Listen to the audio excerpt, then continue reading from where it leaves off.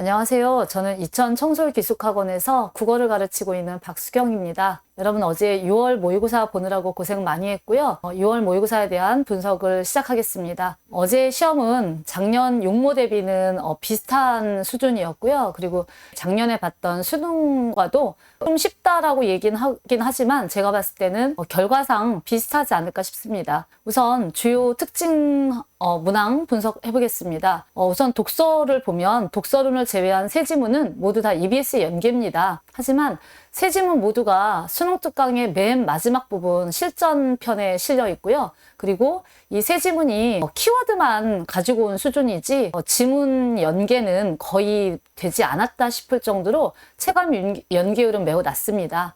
사회나 과학 지문에 비해서 인문 지문의 난도가 굉장히 높았던 것도 이번 시험의 특징이었습니다. 수능 특강 연계라고 하지만 마지막 쪽에 수록되어 있는 부분이기 때문에 체감 연계율은 떨어졌을 것 같아요. 그리고 문학은 6작품 중에서 4작품이 EBS 연계고 2작품은 비연계였습니다. 그래서 EBS 연계율이 한 67% 정도 되는데요. 실제 수능에서는 그보다는 좀 떨어지리라 봅니다. 그리고 고전설이 연계이긴 했지만 수특과 다른 부분을 출제를 했고 소설의 상황을 디테일하게 이해하는 부분이 아마 시간이 소요되고 쉽지 않았을 수도 있을 것입니다. 비연계 현대시 문제가 좀 어려웠고요.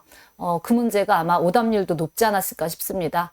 화작은 전반적으로 평이했고 그리고 고쳐쓰기 문제가 2문제가 출제가 됐다는 것도 특징입니다. 언매는 화작보다 난도가 조금 있었고요. 작년 수능 수준 정도로 조금 디테일한 공부가 필요할 정도로 세부적인 지식을 많이 묻는 문제가 출제됐습니다. 그리고 고대국어의 차자표기 문제가 출제가 됐는데 기존에 고대국어는 나오지 않았던 문제였기 때문에 처음 본 문제였습니다. 그리고 매체는 좀 수월했던 편이고요. 세부적인 내용을 조금 살펴보겠습니다. 고난도 특이문항을 분석하겠습니다. 공통문항의 독서부터 먼저 하겠는데요. 가장 어려웠던 지문은 인문 복합 지문이었습니다. 논리학 지문이었고요.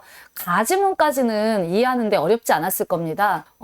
전통주의 윤리학의 전제를 부정하는 에이어의 주장만 잘 정리를 했다면 가지문까지는 어렵지 않았는데 나지문부터 논리학에서 에이어의 주장에 어떤 의문을 제기하는지 마지막 문단의 행크스의 입장을 이해하는 게 굉장히 중요했습니다.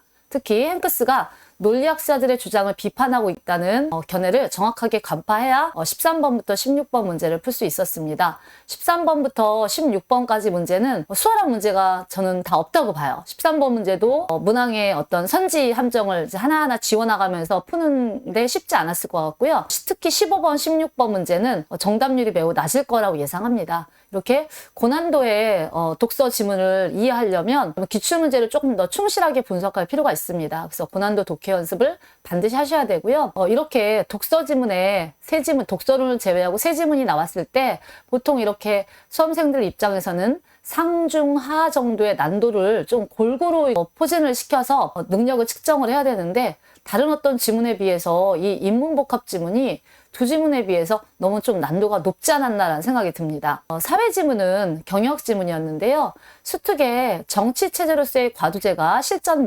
모의편에 실려 있습니다. 하지만 육모에는 이것을 경영 방식으로의 과두제적 경영으로 이렇게 변형을 해왔고요. 그래서 연계율은 많이 좀 느낄 수가 없는 편이고 대신 과두제적 경영의 개념, 장단점, 문제점에 대한 보완책 이런 것만 좀 잘 따라서 정리해서 읽었으면 무난히 독해가 가능하지 않았을까 싶습니다. 다만 6번 문항의 스톱 옵션의 개념을 흘려서 읽었으면 문제 풀 때 답이 안 보여 라고 생각했을 수도 있고요. 7번 문항의 보기는 그 보기 안에 X사가 소수의 주주만으로 경영진이 구성되어 있음에도 이제 요 말이 나오는데 요거에 너무 매몰되어서 공동체적 경영의 성격도 나름 갖고 있구나라는 요 말을 놓쳤으면 아마 답을 찾기 어려웠을 것 같습니다. 독서 지문은 결국에는 선택지 그리고 문제가 요구하는 사고 독해 방식을 정확하게 잘 갖추고 있어야 풀 수 있는 문제들이었다는 생각이 듭니다. 그리고 과학지문, 여기에 언급되진 않았지만 과학지문도 EBS 연계의 지문으로 공유결합에 관련된 지문이었죠. 그래서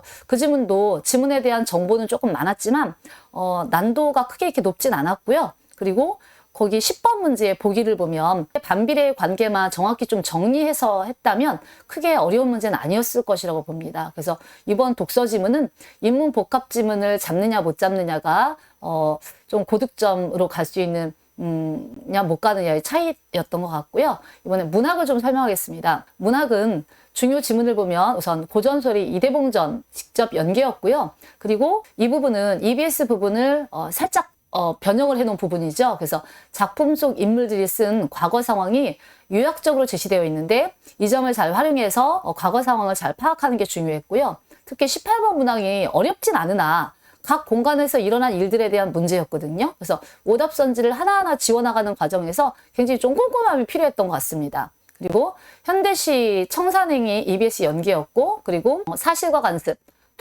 고독 이후라는 이 작품이 비연기였는데, 이 34번 문항 보기가 여러분이 좀 이해하기에 절대자에 대한 회의, 이런 문장들이 여러분이 좀 느끼기에 와닿지 않아서 조금은 어려웠을 것이라는 생각이 듭니다. 그리고 여기에는 언급하지 않았습니다만 현대소설의 아버지의 땅이라는 작품도 EBS 연기였죠. 근데 이 작품을 보면 EBS 중략 부분 아래쪽 줄거리를 그대로 지금 다 그대로 복구를 해놨거든요. 근데 부분 서술 방식을 묻는 27번 문제 같은 경우에는 기억부터 미음까지 읽어가면서 서술상 특징 문제를 하나하나 확인하는 문제였기 때문에 학생들이 이 문제는 조금 어렵겠구나라는 생각이 들었고요. 그 다음에 소재를 비교하는 29번 문제 같은 것도 전체적으로 소설을 잘 읽어내는 이해 능력이 좀 필요했습니다. 하여튼 문학은 전반적으로 연계학습은 확실히 하는 게 필요하고요. 비연계 대비를 위해서 다양한 작품 감상 연습을 꼭 하셔야 하고요. 저는 국어, 문학, 독서 이 두 영역 그리고 선택 과목이라고 이렇게 얘기하지만 문학과 독서 관련된 문제와 관련해서는 공통적으로 선지 이해 능력이 필수라고 생각합니다. 그래서 저는 독서, 문학 그리고 선지 영역이 따로 있다고 생각할 정도로 이 선지에 대한 이해가 굉장히 필수적입니다. 선택 과목은 화작은 크게 어려운 문항이 없었습니다. 다만 이제 고쳐쓰기가 두 문항이 있었다는 게 좀 특이했지만 문제는 어렵지 않았습니다. 다만 세부 정보를 파악해야 되는 게 굉장히 많았죠. 그러다 보니까 아마 시간이 좀 걸렸을 것이어서 화작을 맨 처음 선택하고 문제를 풀었던 학생들은 혹시 시간에 쫓겨서 문제들을 조금 틀리지 않았을까. 그래서 채점을 하고 나서 보니까 맞을 수 있는 문제들이었는데 시간 때문에 쫓겨서 틀린 문항들이 꽤 있었을 거라 생각합니다.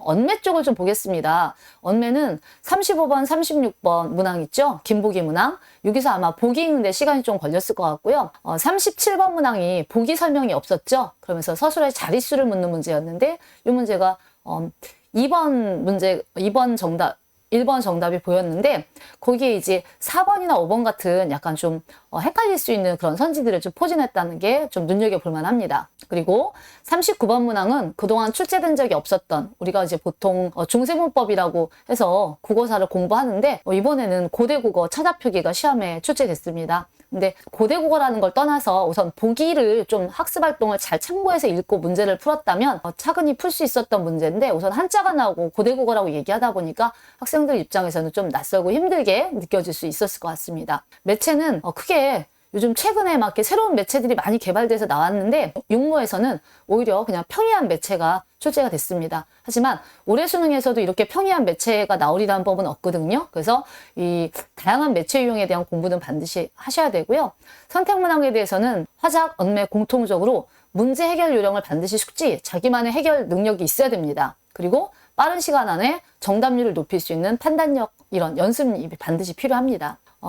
저희 학원에서 이제 육모를 보고 나서 2, 3학기의 학습 방향입니다.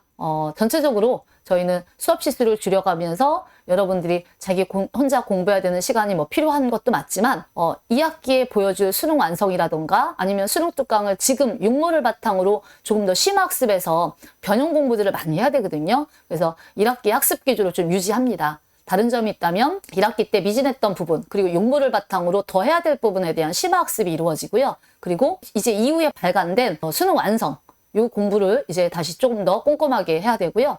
이제 3학기에는 특별히 더 실전 모의고사 쪽에 집중해서 이때는 이제 9월 모의고사가 끝난 이후의 시점이기 때문에 이때부터는 이제 다양한 실전 변형형 문제들을 풀어가면서 수능 감각을 익히는 것으로 마지막 3학기를 정리하고 수능에 임하게 됩니다. 이상으로 6월 모의고사 분석을 마치겠고요. 이 시험을 바탕으로 여러분은 남은 기간 동안에 자신의 부족한 점을 보충하고 그리고 학습 계획을 좀 잘 세워서 올해 수능을 멋지게 마무리하길 바랍니다. 감사합니다.